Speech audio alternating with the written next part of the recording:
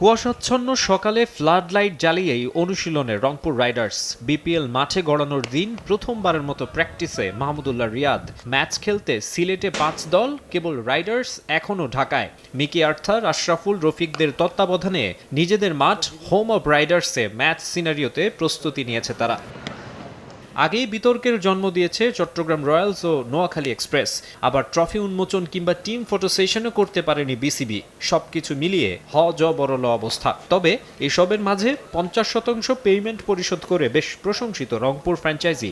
খুব বড় একটা চ্যালেঞ্জ এইবারে বিপিএলটা করা, মাটির টুর্নামেন্টটা যদি কম্পিটিটিভ হয়, but at the same time আমার কাছে মনে হয় যে টিমগুলোর আরও রেসপন্সিবিলিটি বেশি থাকা উচিত, কারণ এটা একটা ওয়ার্ল্ড ওয়াইড টুর্নামেন্ট যেটা সবাই ফলো করতেছে। সো এমন কিছু আসলে আমাদের করা উচিত না যেটা আসলে ভাবমূর্তি বাংলাদেশে নষ্ট হয়। এদিন ম্যাচ সিনারিও প্র্যাকটিসে মারমুখী মেজাজে ছিলেন তাওহিদ হৃদয়। নাহিদ রানা, মৃত্যুঞ্জয় চৌধুরীদের বলে খেলেছেন চোখ ধাঁধানো শটস।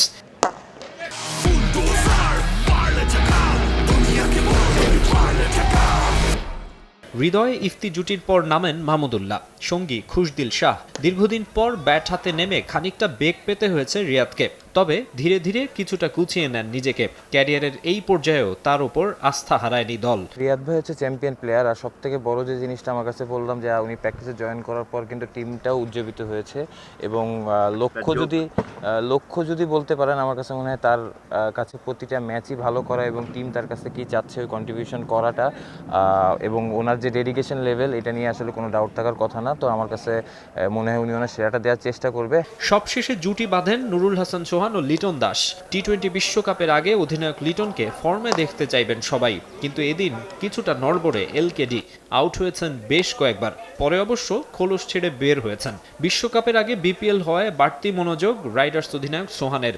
জাতীয় টি-20 দলের অধিনায়ক লিটন কিংবা আইএল টি-20 মাতিয়ে ফেরা মোস্তাফিজরা থাকায় সুবিধাই হয়েছে। মোস্তাফিজ তো বাংলাদেশের জন্য সবসময় ডিফারেন্ট। আমার কাছে মনে হয় যে ও যখনই থাকে বা মাঠে থাকে, এবং যদি আমরা ন্যাশনাল টিমের কথাও বলি, সব ব্যাটসম্যানরাও কিন্তু ওকে ওইভাবে সমীহ করে খেলে। সো আমার কাছে মনে হয় যে একটা বাড়তি পাওয়া। ফুল ফোকাসটা বিপিএলে থাকবে, যেহেতু বিপিএলে আমার কাছে মনে হয় 6টা টিম খেলতেছে, সবগুলো টিমই ব্যালেন্স, এবং নাম দিয়ে আসলে ক্রিকেট খেলাটা হবে না, আমাদের মাঠে পারফর্ম করতে হবে। মূল প্র্যাকটিস শেষে আলাদাভাবে ব্যাটিং করেছেন সোহান। মৃত্যুঞ্জয়ের সঙ্গে তার ব্যাট বলের লড়াই ছিল উপভোগ্যই। একটা ও জিতছে, একটা আমি। মাকসুম আলম খান, সময় সংবাদ, ঢাকা।